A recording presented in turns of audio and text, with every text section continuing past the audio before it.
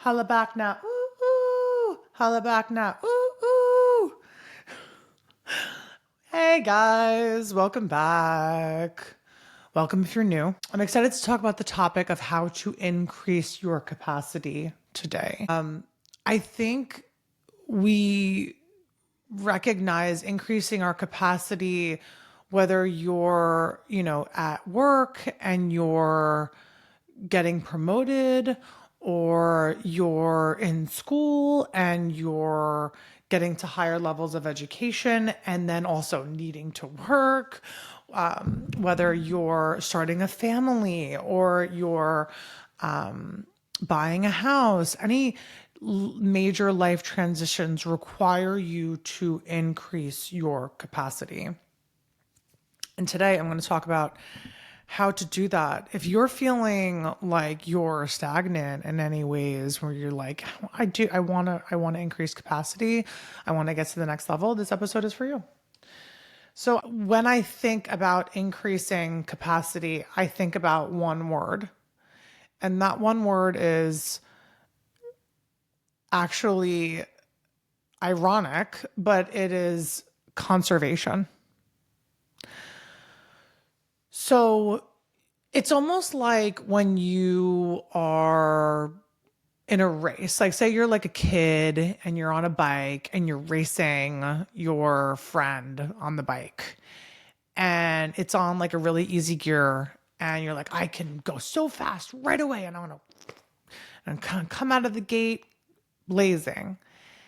And you start off ahead of your friend, and then your friend is like not pedaling as fast, but on a bigger gear and just blows you away because they've spent the time to strategize and take their time and create the foundation for them to not work as hard in the future. So it's really about wrapping your head around who you're going to be, how you're going to do it, and figuring out a way that is not going to lead to burnout. Because when you're a strong person, you can muscle through things, and that may work for years and years and years and years.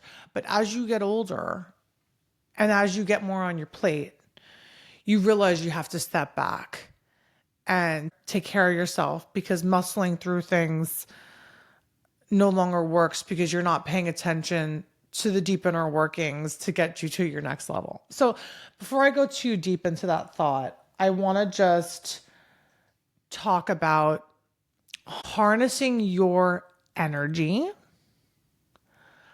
by stretching your attention. So I'm going to give you a little example of this. When I was in high school, we had a chocolate lab. His name was Max.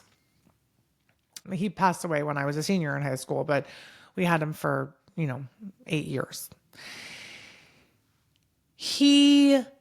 I'd bring him outside and I'd be like, okay, I'm spending time with my dog outside. And then I'd forget that I was spending time with my dog outside, and then he'd like run away. And I'd be like, oh, where's my dog? He's like somewhere in the yard. And I'd be like, oh, why isn't he staying with me? Why isn't he staying with me? It's a similar concept. It's a similar theory. And just the best way to work on this is meditation. When we meditate, we're constantly paying attention to our breath and to the internal processes that are going on in our mind and in our body.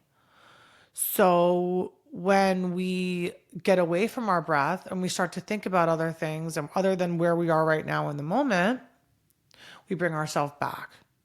And that is the way to increase your attention. I also think that you can increase your attention by remaining in flow for long periods of time. So maybe it's not sitting in a meditation practice. Maybe it's I'm writing in flow for long periods of time and I am committed to this chapter or this portion of the book or this piece of art or this run. So it doesn't need to necessarily be meditation, but meditation is much less forgiving if you are already doing those creative pursuits of being in flow for a long period of time. Meditation is very unforgiving, so it will get you to that next level if you really want to expand your attention. Because what happens when you expand your attention is that you're able to account for numerous things in your periphery without losing sight of where you stand in the process and where your energy is and how you command presence. I saw something on Instagram and it's like, this girl is getting a lot of heat. I don't know. I didn't know who it was. I guess it was a celebrity of some sort. She's getting a lot of heat. And he wrote, it's because she lacks executive presence. And then I flipped it up. I'm like, I don't need to hear anymore. I heard enough. But that is true. When you have executive presence, you are able to command external attention. When you have executive internal presence, you are also able to really navigate your ship in a strategic way that feels so boss, so exciting, so empowering. We're not reacting, we're strategizing. And that is the ultimate form of creative expression and energetic sovereignty. We're not reacting, we're strategizing. Forget about we're not reacting, we're responding. We're not reacting, we are strategizing, guys. Another way to increase your capacity that I mentioned a little bit is like, just reeling it in. You have to self-care. I'm dealing with this with someone in my life right now where it's like, okay, but where are you taking care of yourself? You're constantly taking care of everyone around you. Where are you taking care of yourself? Where are you noticing the lulls? Let's acknowledge the lull of where you're falling short on yourself and using it as an excuse to take care of everyone else instead of actually slowing down, taking the time to do something that may not have an immediate reward to or for someone else, but only for yourself. Because when we fill our cup, when we pour the water into our bodies, figuratively and literally, we are giving ourselves capacity. We are giving ourselves energy. It may be a nick in the short term, but it pays off in the long term.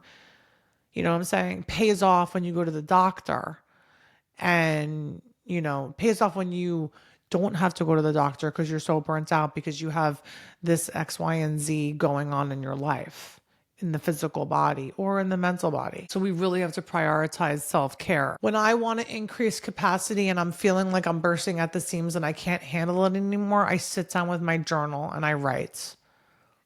I just organize my thoughts. I organize my pillars. I look at them. What am I working on right now? What needs to happen right now? Sometimes I sit down to do that and I'm like, nope, I need to make a list that I need to get done like right now. I'm going to start it right now. It's like 3 or 5 things. I'm going to knock them all out today. And that's what's going to happen. But the practice of sitting down with a pen and a book and a paper or whatever it is and saying, I need to get my shit organized because I can't just keep running like a chicken with its head cut off. Let me give you another self-care practice that I use other than meditation, which is just like, that's the ultimate. That's the ultimate rest and reflect strategy that has immense benefits. Because just like when you sit down to write things down to quiet your mind, to get organized, to know what like your next best step is, your strategy, right? The meditation just quiets your mind down so you can pay attention to things that maybe are coming up that you're ignoring because you're in overdrive. So you could have just thought of like a much smarter way or a higher level response or something that fell on the back burner that you're like, you know what, I'm ready to handle that task. Because maybe it fell on the back burner because you were overwhelmed. When you gave yourself that second to sit down in meditation, to calm down, you're like, you know what, I can handle it. I guess the last thing that I want to talk about for increasing capacity is boundary setting. I mean, we hear it all the time, but let's just talk about it in a really practical way. I set boundaries around knowing that I need to go to the gym. I need to eat enough protein during the day. I need to rest. I need 8 hours of sleep. I need to go into bed and sleep in a restful state. So I need, to prepare for that. You need to create boundaries around the things that you know are going to have payoff. It's not just boundaries around people and, oh, yes, okay, I want to keep my peace. I'm going to stay away from this person. I want to keep my peace right now. I'm not going to pick up the phone and call this person because I know the pattern that we get into. And while it's fun and distracts me, it's not productive right now. Or the opposite can be true, right? So it's like, I've been so productive over the last 3 days.